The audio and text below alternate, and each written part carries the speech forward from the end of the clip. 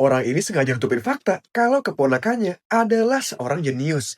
Tapi ternyata alasannya adalah Mary adalah anak jenius berusia 7 tahun yang tinggal berdua sama pamannya Frank.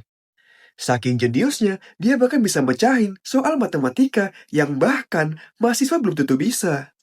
Meskipun begitu, Frank cuma pingin Mary bisa hidup normal seperti anak-anak lain. Dia nggak mau Mary berakhir seperti ibunya, Diane, seorang matematikawan jenius yang mengakhiri hidupnya akibat ambisi neneknya, Evelyn.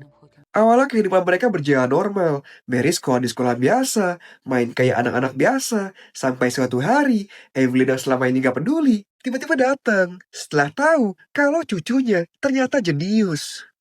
Dia bilang kalau kejeniusan Mary harus dimaksimalkan, dan mungkin Mary bisa nyelesain apa yang gak sempat diselesaikan ibunya, yaitu Navier-Stokes problem, salah satu dari 7 soal matematika tersulit di dunia. Tapi Frank gak setuju. Karena gagal ngebujuk Frank, akhirnya Evelyn bawa ini ke pengadilan demi ngerebut hak asuh Mary dari Frank untuk memenuhi ambisinya.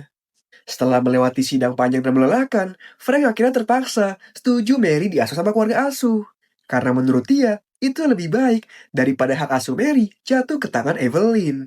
Awalnya dia pikir semua baik-baik aja, tapi dia ngerasa ada yang aneh. Mereka seolah-olah sengaja ngehalangin dia ketemu sama Mary. Dan ternyata mereka adalah orang yang dibayar Evelyn supaya dia bisa ngedidik dan ngatur hidup Mary. Frank yang emosi akhirnya nekat nerobos masuk ke tempat Mary. Dan bener aja, ada Evelyn di sana. Lagi maksa Mary kerjain soal matematika.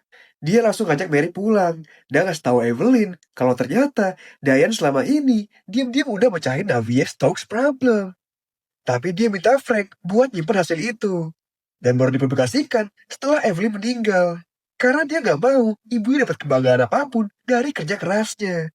Setelah dengar itu, Evelyn benar-benar terpukul dan baru sadar kalau dia bukan orang tua yang baik. Dia berhasil mencetak jenius, tapi malah kehilangan anaknya dalam kondisi membenci ibunya sendiri.